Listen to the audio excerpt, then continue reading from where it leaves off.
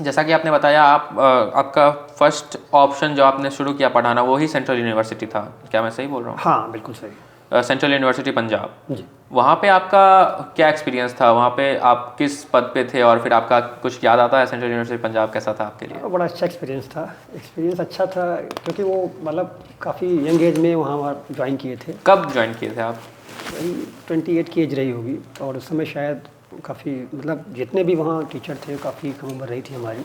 और ये तो पहली चीज़ है। दूसरी चीज़ ये कि वो यूनिवर्सिटी थोड़ा नई बनी थी, 2009 में बनी थी। तमाम यूनिवर्सिटी 2009 में बनी है सेंट्रल यूनिवर्सिटी में कई स्टेट में।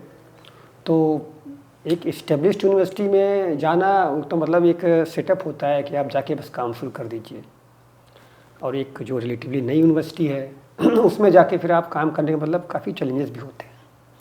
उस समय तो वो टेम्परेरी कैंपस था, स्पेस भी काफ़ी कम था, और स्टूडेंट का क्या था कि मतलब अराउंड 20 स्टेट्स, 20 स्टेट से जो वहाँ बच्चे पढ़ रहे थे। तो एक डाइवर्सिटी काफ़ी अच्छी देखने को मिली। तो ये जो डाइवर्सिटी है एक तरह से चैलेंजिंग भी थी, और एक तरह से वो हमारे लिए भी एक मतलब एक नया और एक अच्छा एक्सपीरियंस था, क्योंकि इससे पहले लखनऊ और मिज़ोरम में इतनी डाइवर्सिटी हमने नहीं देखी थी। और काफ़ी अच्छा एक्सपीरियंस रहा, पढ़ाने को भी काफ़ी मतलब अच्छे कोर्सेज मिले, काफ़ी कुछ काम करने को मिला वहाँ। क्योंकि मतलब ज्वाइन करने के बाद ही हमारा मास्टर्स फर्स्ट बैच ऑफ शुरू हुआ था वहाँ। तो वहाँ भी आप एमए इकोनॉमिक्स पढ़ाते थे? जी। ओके। काफ़ी अच्छा एक्सपीरियंस रहा, 8 साल वहाँ रहे, मतलब काफ़ी अच्छा एक्सपीरियंस रहा। हालांकि लास्ट के 2-3 कोरोना के टाइम में भी वहीं थे। उसके बाद कोरोना के टाइम में थोड़े से नए एक्सपीरियंस आए कि भले ऑनलाइन टीचिंग करनी है, वो भी काफ़ी चैलेंज आ गई। इसी बहाने तो आईसीटी भी काफ़ी कुछ सीख लिए। तो वो एक कंप्लीट स्पेल रहा हमारा, एक टीचिंग प्रोफेशन का कंप्लीट। नॉर्मली आप जब रहते हैं किसी भी यूनिवर्सिटी में और यूनिवर्सिटी ऑलरेडी बना हुआ रहता है, जैसा कि हमारी यूनिवर्सिटी जो प्राइवेट यूनिवर्सिटी है वो ऑलरेडी फिक्स्ड है, बहुत बड़ा साम्राज्य है, इस्टेब्लिश्ड है, इंफ्रास्ट्रक्चर कंप्लीट हो चुका है, सैचुरेशन पॉइंट लगभग आ चुका है आप कह सकते हैं। तो इसमें कोई भी यूनिवर्सिटी है उसको मतलब इस्टेब्लिश होने में करीब 25 साल लगते हैं। उससे पहले जो है उसमें काफ़ी चीज़ें चैलेंजिंग होती हैं। तो प्राइवेट यूनिवर्सिटी और वो काफ़ी मतलब रिसोर्सेज भी लगाते हैं इंफ्रास्ट्रक्चर के लिए, क्योंकि वो एक तरह से उनके लिए एक ब्रांडिंग और मार्केटिंग करना भी ज़रूरी है। पब्लिक यूनिवर्सिटी जो है इतना मार्केटिंग और ब्रांडिंग नहीं करती हैं, मतलब इतना एक्सपेंडिचर नहीं करती हैं। इंफ्रास्ट्रक्चर होता है जब इस्टेब्लिश हो जाती हैं करीब। पब्लिक यूनिवर्सिटी की बात करें तो जैसे आप BHU MU चले जाइए, सैकड़ों साल होने को आ रहे हैं, धीरे धीरे 50 साल से ज़्यादा हो चुके हैं उनको हैं। तो अब जाके उनका इंफ्रास्ट्रक्चर बहुत अच्छे लेवल का पहुँचा है। तो प्राइवेट इंस्टीट्यूशन कई बार जल्दी इंफ्रास्ट्रक्चर बिल्डअप कर लेते हैं, दे इन्वेस्ट एंड दे मतलब बहुत फास्ट करते हैं।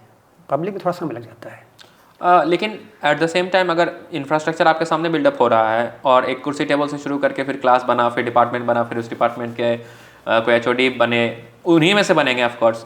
इस बात का भी खास ख्याल रखा जाता है कि पैराशूट लैंडिंग ना हो, कम से कम मुझे ऐसा लगता है। और ये मुझे काफ़ी पसंद भी है कि जो लोग शुरू से हैं उन्हीं को ऊपर चढ़ाया जाएगा सीढ़ियों लगा के, ऊपर से कोई हवा से नहीं आएगा।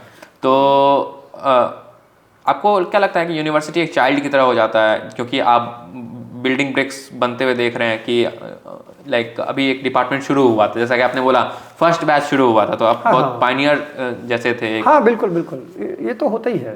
क्योंकि जब मतलब इंस्टीट्यूशन की शुरू में आप जब ज्वाइन कर लेते हैं या काम अपना शुरू करते हैं वहाँ, तो ये चैलेंजिंग भी होता है और एक तरह से एक मतलब एक काफ़ी हद तक वो सेटिस्फेक्शन भी देता है, क्योंकि वो आप जीरो बेस से उसको शुरू करते हैं, तो उसको आगे बढ़ाने में आपका कंट्रीब्यूशन होता है। तो ये एक अच्छी चीज़ है, अच्छा एक्सपीरियंस होता है। उसके बाद असिस्टेंट प्रोफेसर बनने के बाद फिर आप शारदा यूनिवर्सिटी ज्वाइन किए एज एन एसोसिएट प्रोफेसर। यहाँ पे आपका एक्सपीरियंस कैसा था? काफ़ी छोटा था बट कैसा था? यहाँ भी अच्छा था, काफ़ी अच्छा था। बल्कि कुछ डिफरेंस था। एक सबसे बड़ा जो डिफरेंस था, एक तो जो स्टूडेंट जो आते थे जैसे पब्लिक इंस्टीट्यूशन में, सेंट्रल यूनिवर्सिटी में जो देखते थे स्टूडेंट्स को, उनका सोशो इकोनॉमिक बैकग्राउंड और जो उनका जो है कल्चरल बैकग्राउंड वो एकदम अलग है जो प्राइवेट इंस्टीट्यूशन में देखने को मिला। वहाँ क्या है कि मतलब मिडिल क्लास या फिर लो इनकम ग्रुप बच्चे आते थे ज़्यादातर। यहाँ मिडिल से भी ऊपर या फिर एक एलाइट क्लास काफ़ी मतलब प्रॉस्परस कम्युनिटी से मतलब स्टूडेंट आते थे, और तो मोटिव भी उनका डिफरेंट था। वो उनका मोटिव था कि ठीक है हमको पढ़ना है, ठीक है, मतलब पब्लिक इंस्टीट्यूशन में उनका मोटिव जो है पढ़ के